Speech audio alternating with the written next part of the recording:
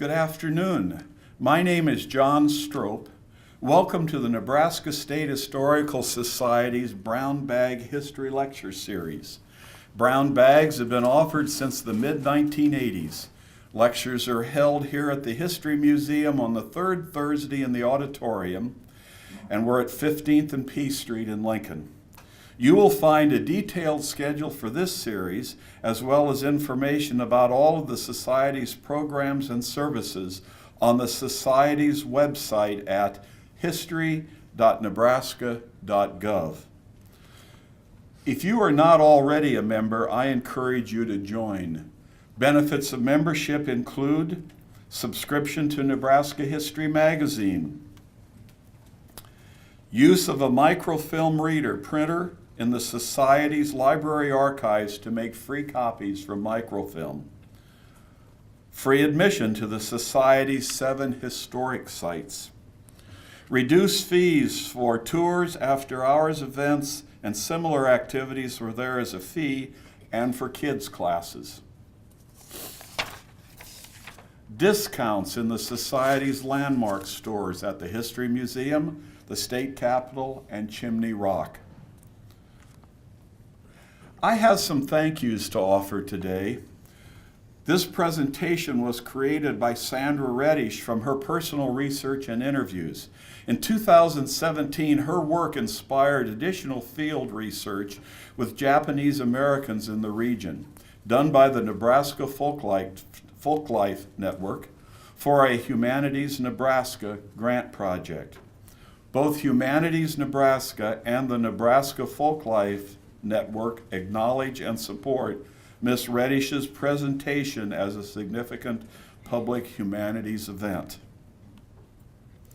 Next, I want to thank the Nebraska State Historical Society Foundation for the financial support which allows us to tape and broadcast these programs. We offer special appreciation to LNK TV, a service of Lincoln City government which produces these programs. The programs are broadcast by cable partners across the state and are posted on YouTube. The Society is so pleased to be sharing these programs with you. To find these videos on YouTube, it's easy. Type in your browser www.youtube.com/user/Nebraska Historical. Click on Playlists and you will go to a new page. There you will see a subsection labeled Brown Bag Lectures, where you will find over 160 past brown bags available on YouTube. Our speaker today is Sandra Reddish. Sandra is the Society's Historic Sites Coordinator. She is from the Lincoln area, but she left after high school. After years in the Marine Corps and working with Boeing Commercial Airplane Group and as a museum technician at the Fort Riley Museum in Kansas, she finally returned to Lincoln. Previously, Sandra was the executive director at the Legacy of the Plains Museum in Gering, and that's how she ended up settling in the western part of the state for a while. Her topic is Japanese Nebraskans in the North Platte Valley, 1900 to the present. Just to let you know about asking questions, Sandra prefers you wait until the end unless you are just dying to ask. Please join me in welcoming Sandra Reddish.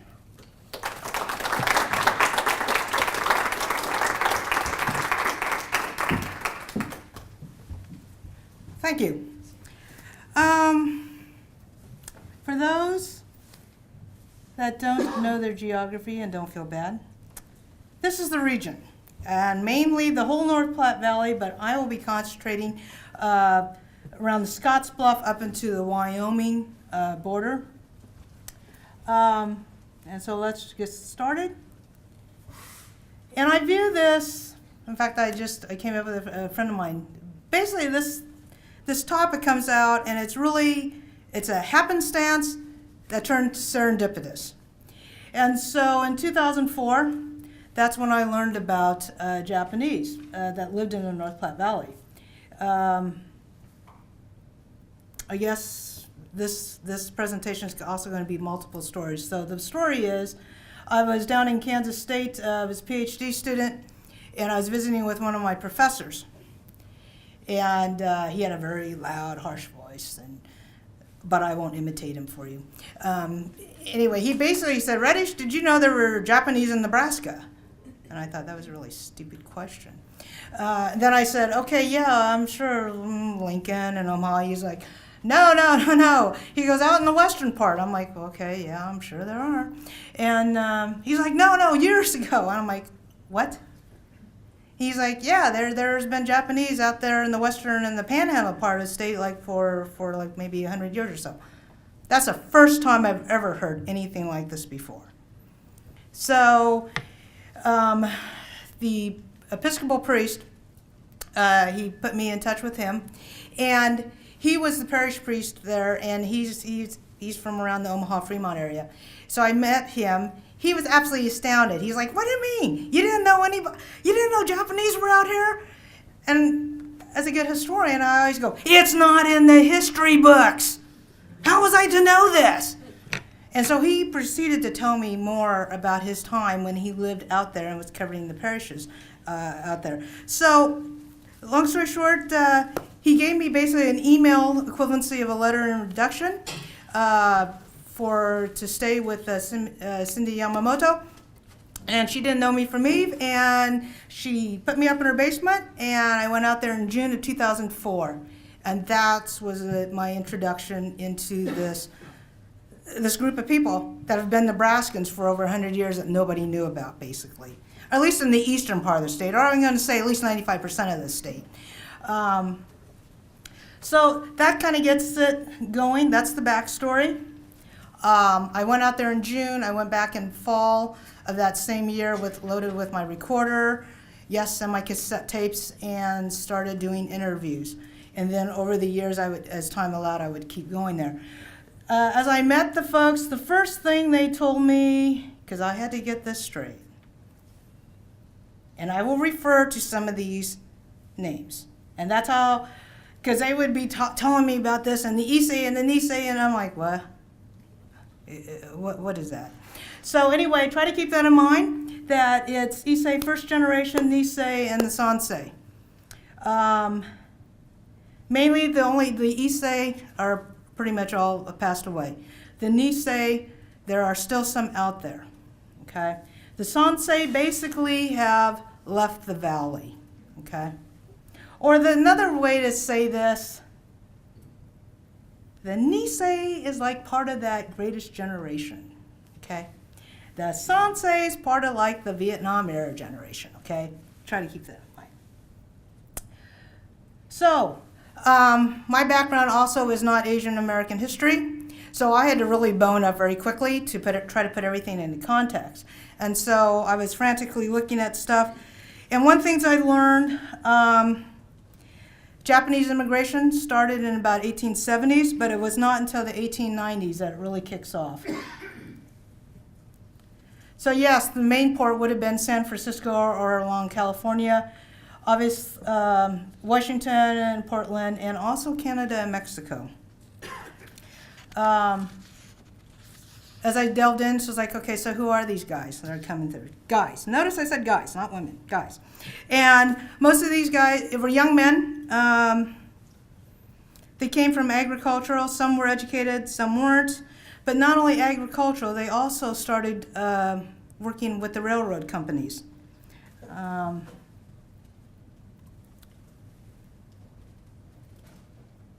And pretty much true to form, that says, oh, sorry. So anyway, I mean, this is no different. A lot of them, you go to America, right? The land of your riches, you make your money, and then you go back to the home country, right? I mean, that's an old tried and true story. And so basically, predominantly would be agriculture and also on the railroads. And so as I started learning about this, it was almost like instead of, go west, young man, it was almost like go east, young man, because especially if they worked on the railroad, they're now from the coastline and they're starting to move inward. Railroad worker moved their workers to the west. Union Pacific went into Wyoming and Nebraska, along Guernsey and Torrington, and definitely Scotts Bluff.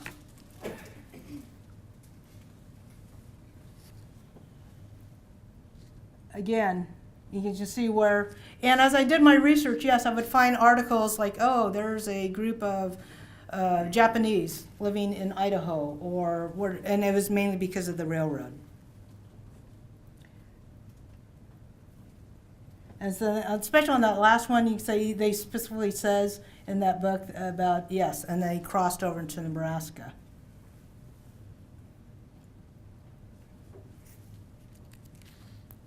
And then that's a really lovely picture. And the thing about these early photos, because as I started learning about the railroad companies, I contacted Union Pacific, said, hey, you guys got any records? And no, they would not basically have kept records of these general laborers. Because if they did, oh, it would have made my life a lot happier.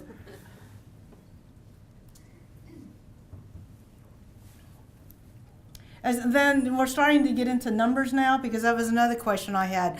Well, how many are we talking about here? Where can I find this data, or has anybody accumulated it?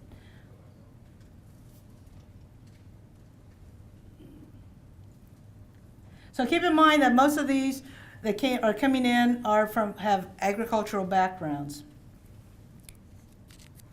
So as I'm learning about the railroad coming into the valley, it's like the perfect storm. Two things really make this take off. Now, when I was doing my research and when I went out there, that's one of the first things I asked people, what is a sugar beet? I'm from around here. We don't grow sugar beets. I have no idea. And I do not like red beets.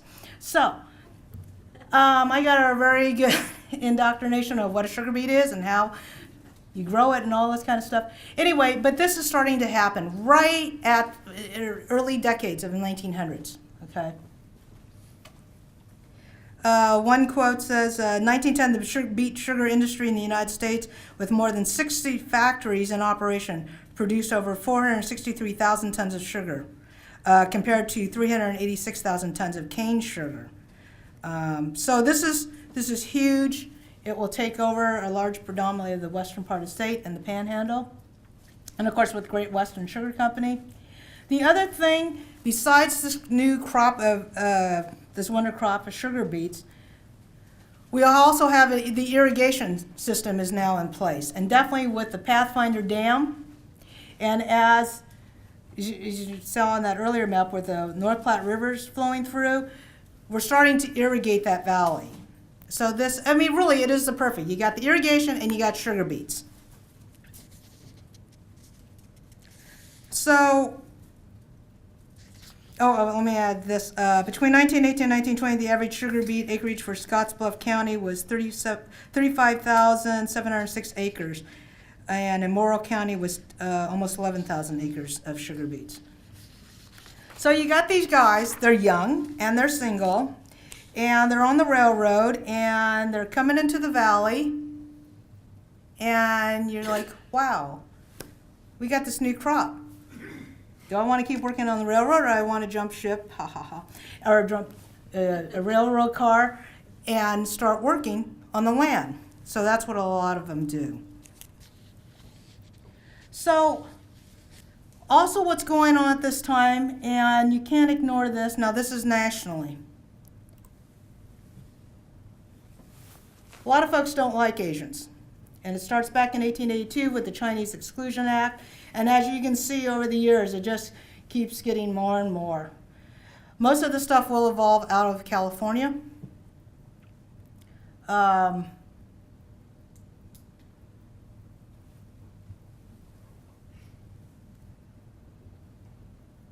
so it's as I'm looking at this, okay, how will this affect Nebraska? Well, it will. And then after 1908, we got 1913.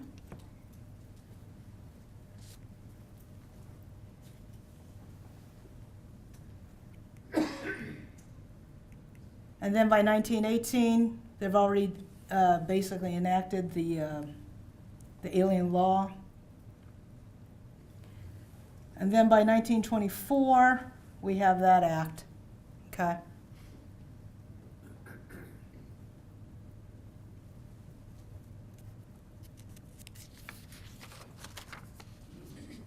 Again, this started because they thought Asians and were taking away jobs. So kind of keep that in mind, because now how is this, what's going on at this same time period out there in Scottsbluff area or the North Platte? Well, this was in the 1913 paper. If you can see that, for the census, yes, Scottsbluff County leads in Japanese citizens. Okay.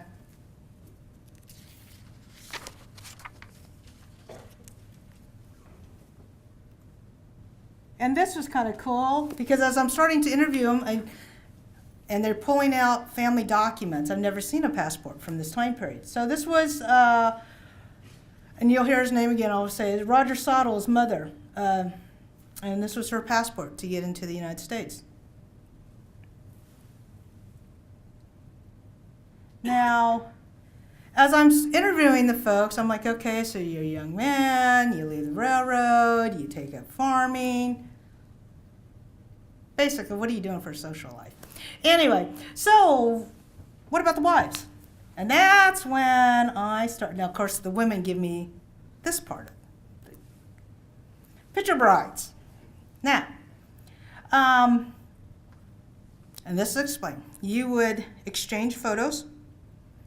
You would look at them, evaluate them, and you may go, okay, he's a taker, or no, he's a dog. No, I'll take him, no. But it went both ways. It wasn't just because you had a picture, they were telling me that you had to accept it. You could make your choices. And so a lot of them were picture brides that came up predominantly. The reason I have the book in the middle, if you're interested, she's a beautiful writer. It is fiction, but she captures the essence of the mindset of picture brides. And it takes it all the way up to when they have to leave everything and go to internment camps. I cannot highly recommend that book enough. It's just, and she herself, her research went on a lot about looking at ladies' letters and their own journals and diaries and stuff. And so it's well done to really get into the mindset.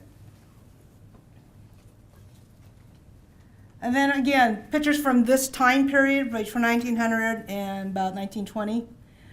Families, notice the Western dress. I've always felt Japanese definitely assimilated very much faster and really adopted Western styles and all that, I believe, much faster than the Chinese did.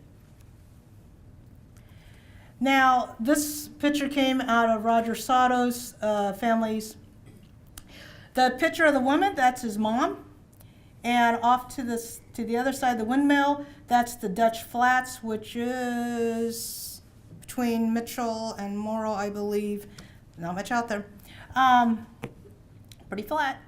Anyway, what's interesting about this is, because I'll talk about it here in a few minutes, they come out there, they're one of the earliest families to come out there. They actually settled, and they actually had enough money to buy their own land, and that's important to remember.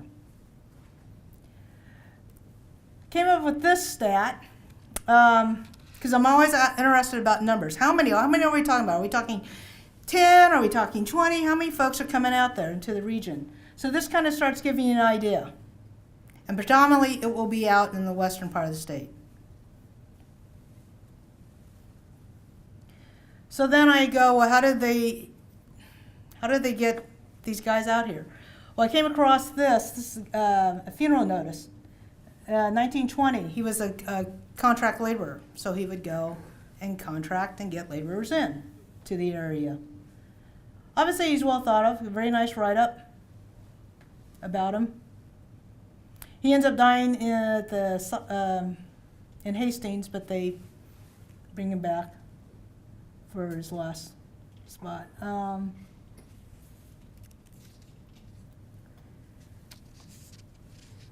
They were also social. This article in 1920, they talk about a social group association at Mitchell. So there was obviously enough population out there that they're starting to develop their own groups and their own clubs. And again, this stuff is not readily. I had to go through old newspapers to find this stuff because there's nothing written on them yet. Remember I showed you about the California Anti-Alien Land Act? Nebraska does their own, okay?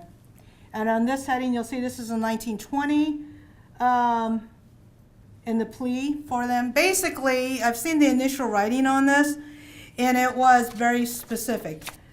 They were targeting the Japanese. And so with the help of the Episcopal bishop out there, Beecher, and he really went to bat for the Japanese, and they got him to calm the language down, but it still ended up passing. And basically this law that was enacted in 1921 basically states that the Issei working in the sugar beet fields or wherever could not become landowners and could only remain tenant farmers. My question was, okay, this is going on in California. Why did it end up in Nebraska? Well, I just got a tip, and that's part of history too. Always getting tips about something. The state legislature that first initiated this was out of the North Platte area, and he just happened to be good friends or knew the guy in California that enacted their Anti-Alien Land Act. Because to me, it didn't make any sense. Why would you do this in the middle of the country? And that in itself right there is the actual bill or the act as it states in its language.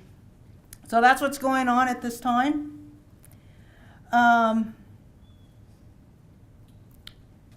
Sorry. I just threw that picture in because that came out of somebody's personal photo collections a lot. And a lot of the photos are like our own photos. We know we're going to label them in the back, but we never do. So I presume he's had some related to whatever family, but it's just a really nice picture to show. Very stylish, very dapper, father and son, and again, the assimilation and the wearing of Western clothes. So again, the Japanese out in this area. This is the Japanese Hall in 1928. Now this is really interesting, and first time I went there, it was a blast because this hall was designed and built by the Japanese, nobody else. And it was built for them. So when you walk on the first floor, you're like, okay, yeah, okay. It's not until you get into the basement, and that's the fun part. Because, yes, I am not really tall. However, I even had to watch my head going downstairs. And as I walked into the basement, the benches were low. The kitchen counters, low. It would even hurt my back. So it was just terrific. And I know Mikara, she was commenting on why I was getting so excited looking at the kitchen. I said, because this is nothing more to say this is a Japanese hall because it was built toward everybody's physical stature, okay? That's what is so, to me, is so distinctive. And besides understanding that it was designed and it was built by the Japanese, they got together. And so this is just something you just don't run across. I mean, and it's still in existence today. And they, as far as I know, they don't do it that much, but every now and then I've been invited to some activities out there. They still use it. So there is a social group. They are socializing. So once you get to socializing, so then what about their families? Well, as I said, most of them were young and single. Most of the brides are picture brides.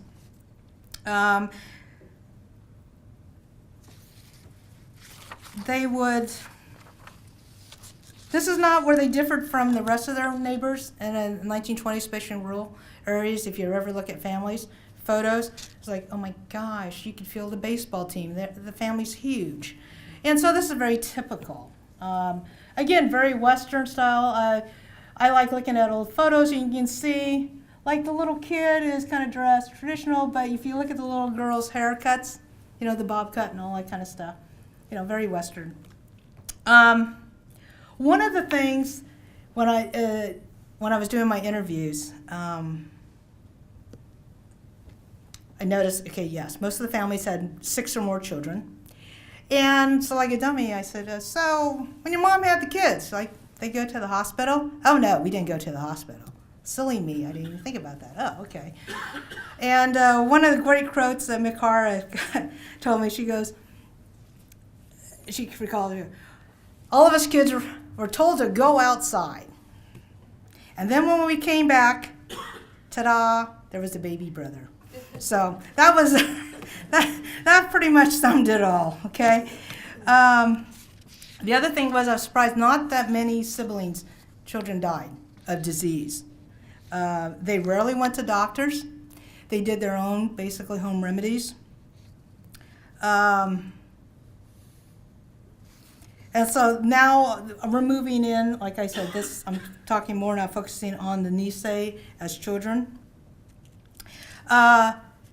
Most of the parents, some spoke English, a lot of them not so much, and so then the children would, you know, the parents would talk to them in Japanese, and then the kids would respond. I would be very typical of that second-gen family and any immigrants where the kids end up being the translators and everything. So one of the things I also asked, come on, you guys are kids. Did you get in trouble? No. Now, I got it from one family. And I was like, no, you never acted up. And all it took was a look from Dad. And that, so there was no, shall we say, rascals, it sounds like. The other question that I always asked him was, what about food? They did have Japanese, the moms, what they could, cook Japanese food. So I said, well, where do they get their food stuff? Some of the families recall the truck would come out of Denver loaded with goods, like, you know, like, I don't know, 50, 100-pound bags of rice and that kind of stuff, and they would distribute it out to the families, whoever ordered. But then as, you know, you're in western Nebraska and you're growing up, so you're going to learn, and your mom's going to take on traditional deals. Like, one guy, he mentioned how his mom worked with the German woman, and they couldn't speak each other's language, but the German woman, I think, taught her how to make a pie. So, you know, you can communicate even though the language isn't there. I know I asked one guy, I said, what'd you have for breakfast? I'm always, like I said, I like food, so I'm always curious about it. He goes, well, no, is it typical breakfast? He goes, we had oatmeal or fried potatoes, eggs, toast, pancakes, and even cornflakes. The one thing, though, I did come out of is, even though a lot of the families were tenant farmers, majority of them were tenant farmers, and they did not that wealthy, pretty much they never went hungry, okay? And so this is the youth in the 20s and in the 30s. So the one thing I will tell you that I was absolutely astounded, and to me this indicated a big difference between their Germans from Russian neighbors and any of the other Caucasian neighbors around. The importance of a Japanese bath. And I said, you gotta explain this to me. So there's this whole thing about how short of it is, they were clean every night. They didn't wait just till Saturday night of cleaning a week's long worth of filth. They took a bath. Everybody took a bath or cleaned up every night. So I thought that right there, that distinguishes you definitely from your neighbors out there. Education was definitely important for the kids. They definitely pushed that. In a large family, and this is not unusual, I have heard this, well, when you have 10 kids, right, you can't send them all to college. So some families usually only concentrated on that one kid, and maybe sometimes, and it's usually down on the pecking order, the younger ones that would have enough means, or the family would have enough means to send them to college. So, but most of them did go at least through high school, graduated from the local high schools there. This picture I just want to show because this is it's a great photo, isn't it? I love this. Again, definitely I'm trying to think of the age and look at the girl's hair, but you know, they're cleaned up. I mean, it's just good representation. This one in 1937. This is a Japanese school. Now, at the Japanese hall, it was their social hall. So they would have, for the adults, they would have kabuki theater groups come in and do their thing. And they would have these summer camps and well, the parents didn't ignore their Japanese culture, and so they would get an instructor, from my understanding, out of Denver or whoever, and would come out there for a couple of weeks or so. And or 4 weeks. And so the kids would get in, you know, learn about the culture and try to learn the language and stuff. And so this is a very nice picture of it. But basically, when I talked to Roger Sato about this, they basically, I mean, it was just 4 weeks of getting out of working in the fields and you're basically horsing around. So, oh, and that's another thing that was brought up in almost all their remembrance, working out in the sugar beets, and this is where they were no different from the rest of their neighbors. A lot of times, when you're about 6 years old, they're starting to do field work, okay? No sitting in front of the TV or playing video games. So, this next picture, this is probably one of my favorites. It just cracks me up. And the person that donated, or was a lot of her photos were allowed to be scanned by the society, is the woman on it would be your right, the far right, Pete Sakurada. And the woman next to her, May, she married into the family. But anyway, they're all close age, so it's like a foursome here. But it's just a great picture. I mean, they're young, they're having fun, and I mean, it's just, again, great picture.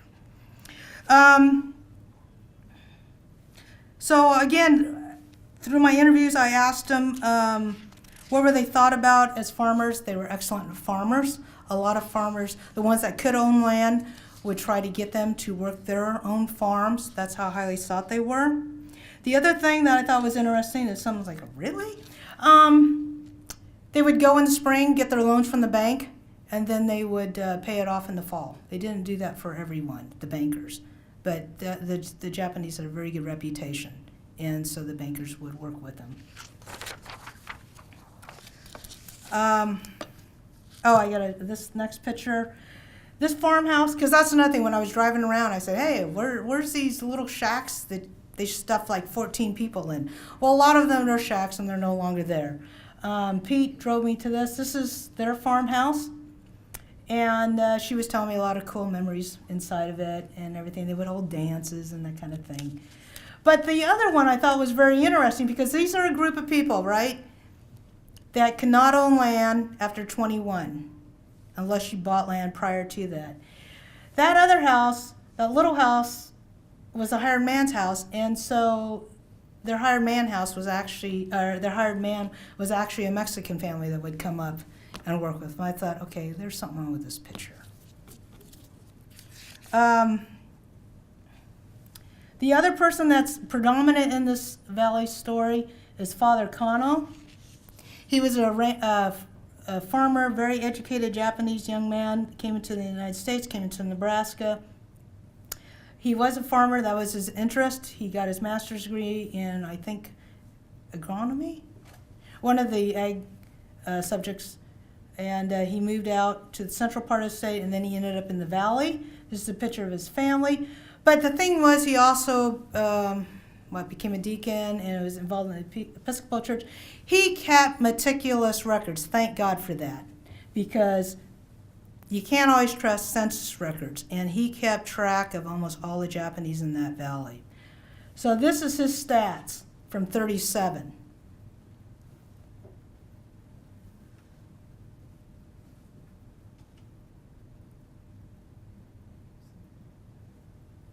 Again, I was always asking how many. That's a fairly sizable population in a rural area.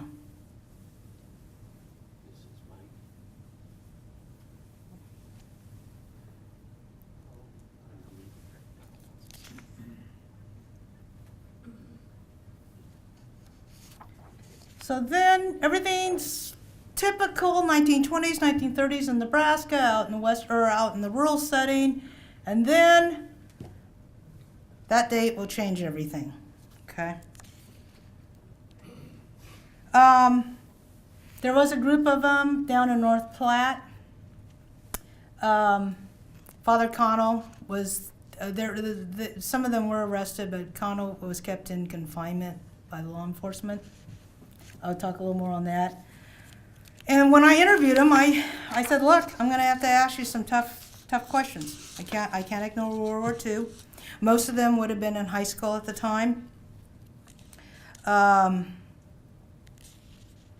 so, this is their memories. They came in immediately and confiscated their radios, their guns, cameras, ceremonial swords. Now, that last bit on some families chose to burn or bury, that was something I learned fairly recently. Like I said, this is an ongoing thing, and you just always get little snippets. And also, if you're paying attention and you're a nosy person and you hone in on something. So I was listening to two of the women, Nisei, talking, and they were saying, they have a lot of stuff, by the way, in their house. And so they're always like, "Oh, what am I going to do with all this stuff? Oh, we'll just let the kids, ha, ha, ha, ha, deal with it. Or we can bury it." I went, "What? Bury it?" And so then I asked them, I'm like, yeah, some families chose to bury or burn their items. Because one thing's when I would go into the houses, I would be invited to their houses, I would look around and there would be all these Japanese items and stuff. Fairly recent. There was nothing old, like a really old picture or an art, an object. That made sense to me now, why it wasn't stuff that that's probably in your own house, that came from your great-grandparents or whatever. The other thing was restrictions were limited to 50 miles of travel, and they had to carry permit. So after my research, we got a donation at the Legacy of the Plains. It was great because what a great documentation. This is what they had to carry.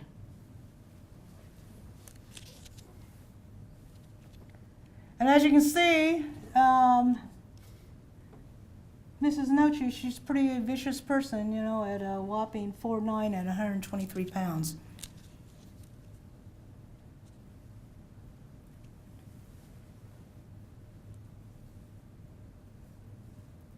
And then at the end here, if you read, if you can see number 7, violation of the regulation instructions may subject you to detention and internment for the duration of the war. So as these regulations and everything are coming down and they're restricting and they're monitoring everyone, it was nice enough when I was out there, I managed to contact and talk to a Claude Wright. He was 21 in 1941. His father was, I think, head of the bank in Mitchell, but don't quote me on that. He told me this story. He goes, his dad was absolutely furious because of the FBI came in and they wanted to seize all the Japanese accounts. His father defended the Japanese and explained the cash basis method used by the Japanese. And if he had closed their accounts, it would devastate all of them. So the FBI left because of his dad's intervention, the FBI left the accounts untouched, and he continued offering credit to the Japanese out there.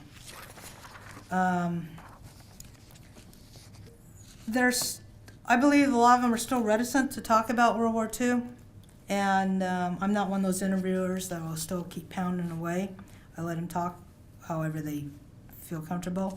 But the one thing was, it seemed like there was no noticeable, really violent outbreaks against them during this time. Yes, they endured the slur of Jap and other names like that. And one said, he was in high school and he was attending a basketball game, and you could hear calls like, "Hey, there's a Jap," from the crowd, that type of stuff. One said, basically he knew who your friends were. Okay. Some shunned you, some acted like nothing was any different. So, again, this was, in the valley. They're somewhat protected because people know them. I remember one Nisei said, he goes, the only time he experienced prejudice for being Japanese was when he left the valley. The one person, like I said, that did get interred was Father Cano, because, quote, he was like the leader, and so they didn't end up jailing him. And because of the journals that he left at the church, I thought this was interesting. Like I said, he kept meticulous records. Take a look at that handwriting. Okay, it's really shaky. Look at his other entries. See how clear? So that was my indicator. This obviously was incredibly earth-shattering. I mean, this is just going to rock your world. So I bring that up to go, because I was reading through his journals, yeah, but then that entry, because it stuck out because it's all shaky. So you know something traumatic happened. That was another thing that was put to rest that I didn't understand. For I was the impression that they interned all the Japanese. No, it's just the Japanese along the West Coast. What benefited the Japanese out in the North Platte Valley was, because most of them are farmers, that is a critical occupation, and sugar is in high demand, and it is also being rationed. Yes, they have these restrictions, but yes, because they're farmers, I think they got petrol coupons, a little more than your average citizen. The other thing that I thought was really startling, I could not believe this, if you had family members in the internment camps, you could actually request and have them come out of those camps and stay with you and work with you. I said, that's really messed up. I mean, I've never heard of such a thing. So family members on the West Coast, they're in camps, but yet here you are in the middle of the state, and yet you can call them out of the camps. Yeah, messed up. The other thing, on a little lighter note, in Scottsbluff they did have a POW camp, and so it housed, or it retained German POWs and also Italians. And so I would hear stories, I still hear stories about how they were used as farm laborers. And Roger Sato told me the stories, like, because remember, the Sato family bought their land before the 21 Anti-Alien Land Act. And so Roger told me basically the story of they weren't the best and brightest guards. And so they would bring out the German POWs, and this was great because his mom cooked for him for lunch. And if you ever get a chance to have a lunch cooked by one of the Japanese, take up the offer, okay? So here they had this great spread, this lunch spread, and you had this guard, and you had these German POWs, and this guard was letting this one POW shoot his rifle. They were plinking around out in the field, okay? I mean, not the best and brightest, and it was a good time. Well, not a good time for the POWs, but I'm just saying it was a much better, and they liked it, and I was like, okay, this is really weird. You guys basically can't be citizens. They lied to your parents, but yet you can have German POWs working on your land. You can have internees come on working on your land. This is just really messed up. That's another article or journal from Father Cano's entry. The other thing, as I try to move along here, for the sons of the Issei, the Nisei, they did work, most of them all served at the 442nd Regimental Combat. That's its own very proud history. Those are the major actions they participated in. Anybody that does World War II history, you'll know what a mess Italy was. But this is, again, this next one comes from Father Cano. He kept the stats. That's the names of all the young men, the Nisei, that served in World War II that were from out there. He divided it up to western Nebraska and also central Nebraska.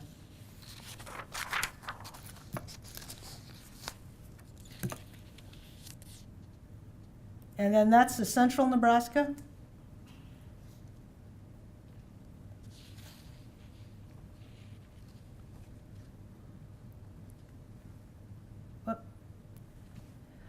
Some of the women, they wanted their education, and their families couldn't afford it, so some opted to enter the Army Nurse Cadet Corps.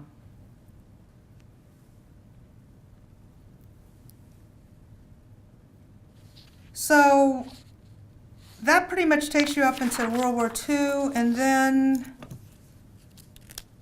ta-da, 1952. Because of that act, it does away with this not being able to be a citizen. Okay. So basically it says it revoked the Exclusion Act of 24 and eliminated race as a barrier to naturalization. Father Cano and his wife became citizens in 53, and they helped others of the Issei, which is pretty amazing because most of them now are like in their 50s and 60s. This is Roger Sato's parents' naturalization certificates. And there's his dad. This was a ceremony, naturalization ceremony, I believe out in North Platte. According to the stats here, by 1965, about 46,000 Japanese became citizens of the country, in which they had labored hard and to which they had contributed much. Now, for their kids, I threw this picture in because it makes me laugh too. This is Nick Sakurada because the kids now, those that didn't serve in World War II, still, U.S. had national service. So he did his time in the Army, and so this is just the disparity in sizes.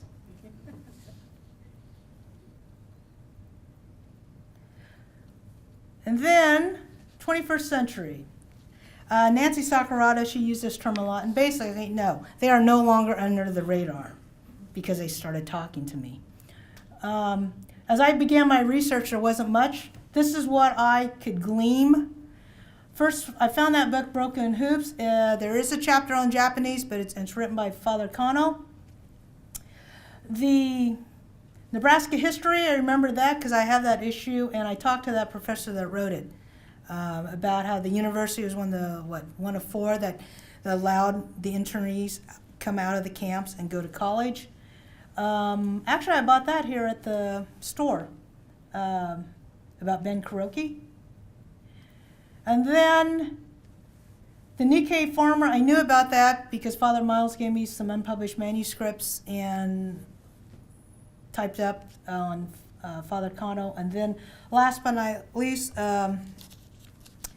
Mikara compiled, and it's the only book out there on the Issei right now in Japan. And it's basically talks about the families, and it shows you pictures and gives you a little more background. The other thing, because as I was talking to this, a friend of mine worked up this exhibit, and it was down because they were doing a major World War II exhibit, and so they did a nice panel and actually getting the word out there about the Japanese in Nebraska at this time. And as I kept gabbing to different people that would tell me who they were affiliated with, one just happens to be Gwen. And so there she is. She's learning, that's Nancy Sakurada, and learning how to make mochi. Anybody that tried any of those little thingies on the table, that's a mochi. I'm not real keen on them, but anyway, it's an acquired taste. Anyway, it's really fascinating. It is rice dough. And it's really hot, right, Gwen? Yes. And anyway, she's getting a lesson on how to form these. Yeah, And there she is, ta-da! I didn't do real well. It's almost round. And these are some of the ladies from the Friendly Circle bazaar, or the Friendly Circle, and they do a bazaar. And Ruby Noshi, she was terrific, and she was nice enough to donate those alien registration cards and give me some insights on her family. The other group, those are quilts or futons that they would make. The other group, the guy in the middle, 101, isn't he? He's the oldest of the Sakurada kids. Incredible. And he doesn't use a hearing aid. That's what's even more incredible. That's Mikara. She's the one that wrote the book on Issei, wealth of information. And she told me a lot of really good stories. Oh, she's the one that if you watch, hold on, let me pull off on that. Then that's Nancy Sato, Roger Sato's wife, very helpful too in relaying stories and bringing out documents. Then I'm going to do a plug for NET, Nebraska Stories, because, again, I told you early on this is happenstance and serendipitous. I was fortunate to meet a reporter for NET, and boy, did she get an earful, and I don't think she could run away from me fast enough. But she listened to me, and so then she introduced me to another producer, Kay Hall, And one morning I brought out all my research and I just laid it out on the table and I said, you got to do this. And I didn't hear back from him for a while. So I thought I scared him off.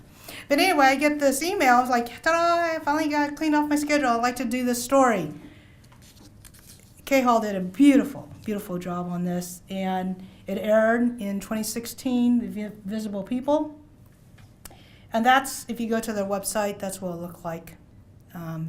It does a much better job than me babbling here right now, telling you about this.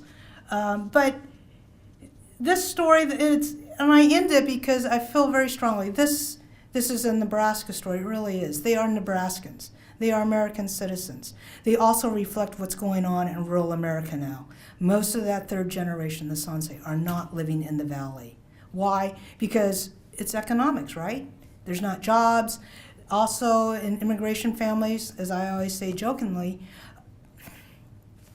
I've yet to hear an immigrant family says, gee, I hope my kid turns out to be an historian or an English major or a philosopher or an artist. No, you want to go into law, you want to go into business, medicine, that type of thing.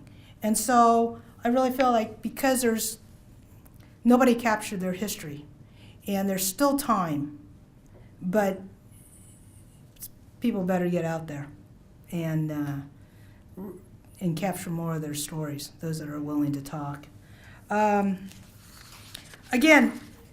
I can't emphasize enough, these are Nebraskans. I was very surprised that you could still discover communities in 21st century that people are still around, that they're not like no longer there.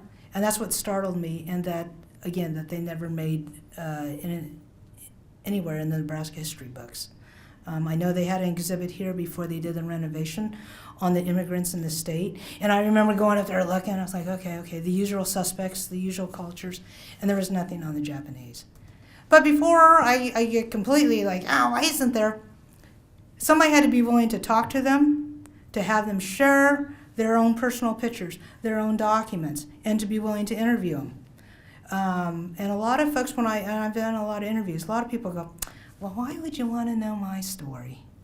And that happens a lot, because your story is important into the bigger picture. And I think they're starting to understand that and are more willing to share. And they're great people, and they're fantastic cooks. And again, if they ever invite you to lunch, take them up on it. So that's it for right now. If you have any questions. Yes? Just a quickie on the slide that was 1937 that had the stats of the adults and children that died. Was there a reason, or was just natural deaths? I'm just curious. On the stats between the adults and the children, are you saying why they were lower? Just the cause of death, just natural? Oh, I think some of it, like I said, there wasn't, because I would go to the cemetery to find out, when people died. Was there an epidemic at the time? I'm not sure, but I thought it was very telling when a lot of them that I did interview did not talk about too many siblings dying. So I'm not sure. There's also another group, and I have no idea how to chart this. In their recollections, there was always these young guys, these bachelors, that were basically day laborers. Well, how many was there? I don't know. But if you did a number, that would be part of the adults. You see what I mean? But we don't know. I mean, they're gone basically in the mist of time, so to speak. So, did that answer you? Okay. Anything else? Looked like the high population was close to 900, Mm-hmm. 30 or 24. Yeah. Do you know what the population is now currently with those leaving and births and whatnot? Well, I know I would always ask Pete, Sakurada, or Nancy. I said, okay, so how many Nisi are still in the valley, you think? Maybe 60? But since we did this actually since 2014, 2 of my interviewees passed on, and another one, and Mick's husband died. So, and Esther died. So, it's just, I would probably say there's less than 50. And I'm gonna take a wild guess. Vicki, probably no more than 20 third gen in the valley? Yeah. I mean, it unfortunately, it does mirror what's happening in rural America. So, anything else? Yeah. Have you spoken with any, I guess, third or fourth generation Japanese Americans that were originally in that part of Nebraska that have gone to more cityscapes, more rural areas, and then talked about how important it is for them to carry on some of the traditions? Have I talked to any of the third and fourth gens? Definitely some of the third gens, but it's very small, probably no more than 5. I mean, that are wanting to carry on their history and chart it. Only one fourth gen. And she did that for her senior thesis. That's the only one. So, yeah, You mentioned the photo brides. yes. Was there, and did they, any of the Nisei or Issei, did they marry Caucasian women? You always have exceptions to that intermarriage thing. For the Issei and the Nisei, I have run across maybe 1 or 2 couples. It's very rare. But you look at, and that was a delicate question. I wasn't sure how to ask them without being crass, and or just how do you ask that? So I got around it. I said, oh, sorry. Okay, all right, sorry. I asked them, where'd you get your wives? Well, there's a fairly large contingent of Japanese in the Denver and the Front Range area. And since they're only 3 hours away, so that made sense. So, and that's how I got around that question. Okay, thank you.